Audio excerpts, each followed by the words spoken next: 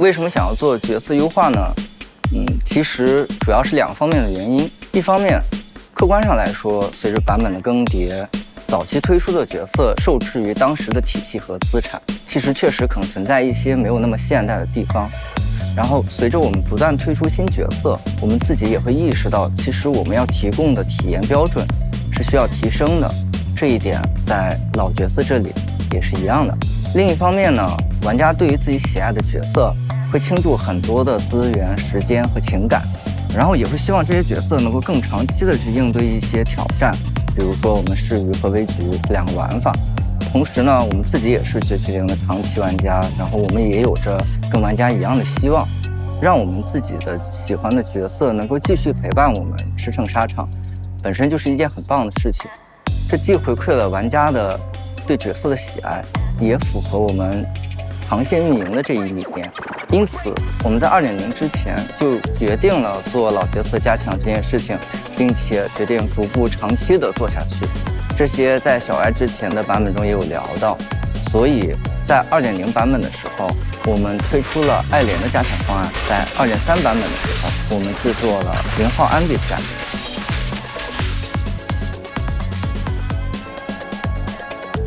关于如何决定要加强角色，我们分成了2部分来考虑的。其一呢是限定 S 角色的部分。过去1年多的时间，每个版本都会有新的 S 级代理人登场，而在这1年多的时间里，我们玩法环境也在不断的变化。怪物的动作性能、复杂度、玩法机制、玩家偏好的配对模式，这些也都在逐渐发生变化。从策划视角来看呢，有的老角色能够随着新角色的推出，配对变更以后，能够适应新的环境，甚至会有新的就业空间。比如 2.1 版本的简。同样的呢，有的角色也会在新环境中出现水土不服的情况。我们一方面持续在收集和关注玩家们的反馈，并结合游戏内的表现和数据，分析哪些角色在新的环境中遇到了困难，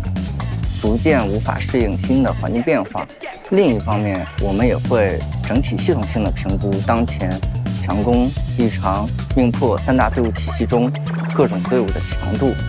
结合未来的可能的环境变化，将一些角色纳入优化的备选。综上结合以上的这些信息，我们最终敲定了在爱莲0号安比之后，2.5 版本优先选择优化伯尼斯的体验。伯尼斯是很多玩家熟悉的一名角色，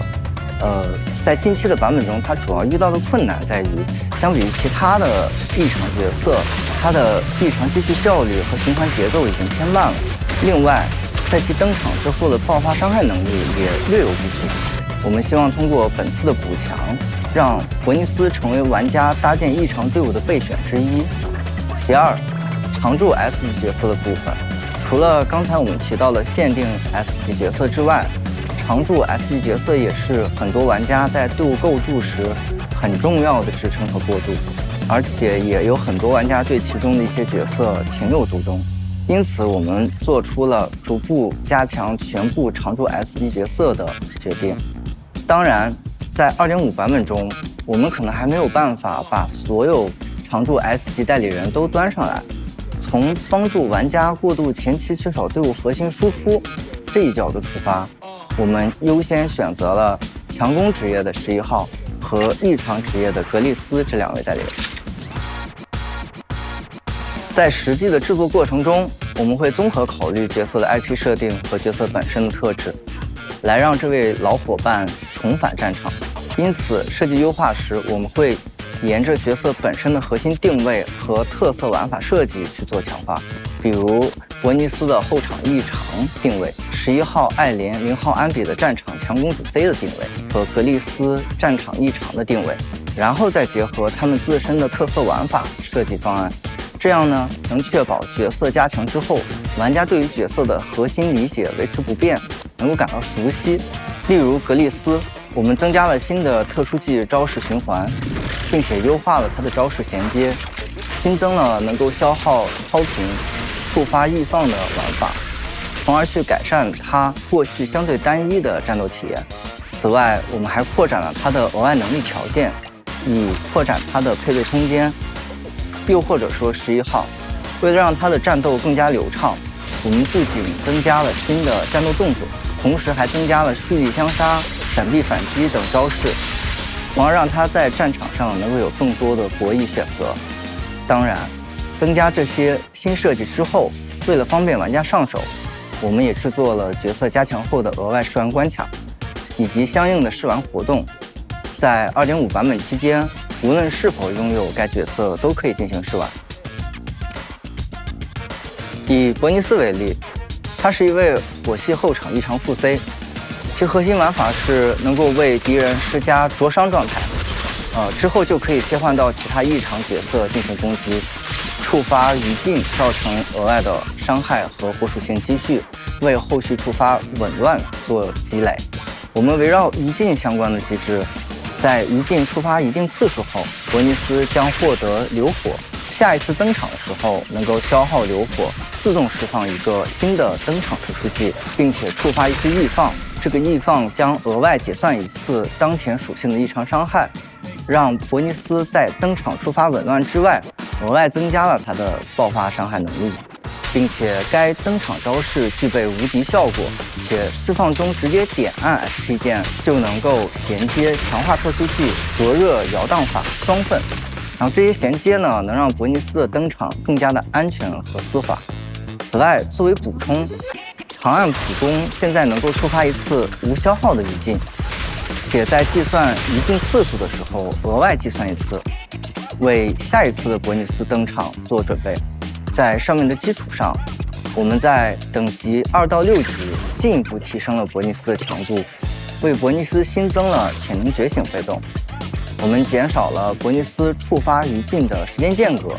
加速了他角色循环和异常积蓄的速度。同时，我们考虑进一步提高伯尼斯能量自动回复属性的收益，增强了角色在后场的特性，提高了角色的强度。在优化11号的时候，我们首先想到的是大家非常喜欢11号特定节奏的连击玩法，这是11号的核心特色。在补强角色时的出发点是希望能够延续11号的特色，同时让11号更好地适应如今的战斗环境。随着战斗环境节奏越来越快，11号从一个主打普攻的角色，现在被迫变成了一个主打闪避反击的游骑兵的感觉。这并非是11号设计的初衷，我们还希望还原11号和敌人正面交锋的样子。因此呢，我们不仅为11号设计了蓄力相杀的招式来增强交互，同时新增了闪避反击后保留普攻段数的设计，可以让11号在战斗中更多的打出高伤害的普通攻击。而另一个方面，为了让11号在敌人失衡期间造成更多的输出，在实际测试中我们也发现，在失衡爆发期间，11号的火刀次数其实是溢出的。因此，我们新增了第5段普通攻击的同时，还给11号增加了一个全新的机制 ，QTE 和大招可以强化普攻武，强化后的普攻武可以一次消耗所有的火刀，打出更多的伤害，这样可以进一步增加了11号失衡期间的爆发能力。最后一个方面其实是流畅程度上的优化。为了让11号的战斗中更加丝滑，我们在设计上延续了11号精准点按后出火刀增伤的思路，并做了强化。火刀攻击即将结束时点按，可以快速取消并打出下一段攻击，加快了11号的出伤速度。同时，进入火刀状态后，11号在进攻过程中可以自动闪避一次攻击，并迅速发起反击。如果时机把握得当，可以在与怪物交互的过程中连续不断地打出火力镇压。以2.0爱莲为例，我们会为它做新的招式、新的招式衔接、新的对抗技能、拓展它的配对等等，实际的制作量级和强度超过了1级隐化的强度，但在角色优化这件事情上，给到玩家的感受就只有一个界面上的开关。那么当我们后续更加系统的去考虑角色优化时，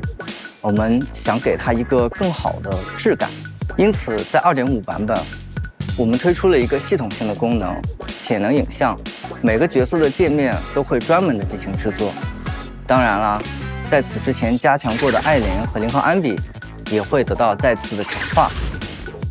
在设计上，我们把整个角色的优化做了6个等级。在等级1，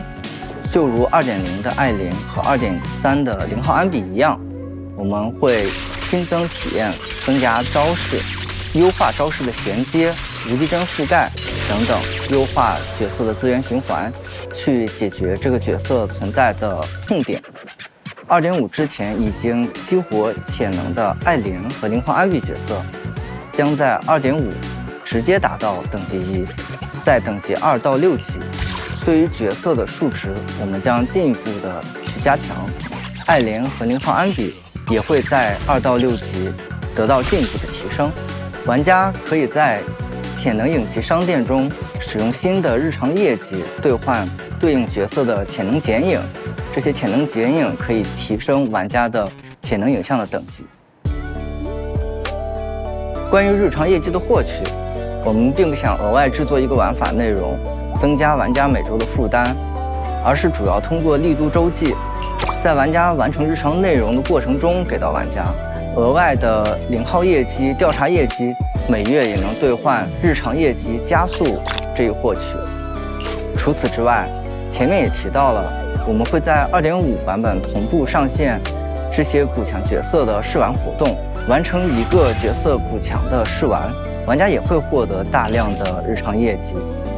大家在2.5版本中也能更快地对自己喜爱的角色进行加强。而现在，我可以说，所有的常驻 S 级角色都会有相应的加强计划，并且在不远的未来逐步加入到新的版本中。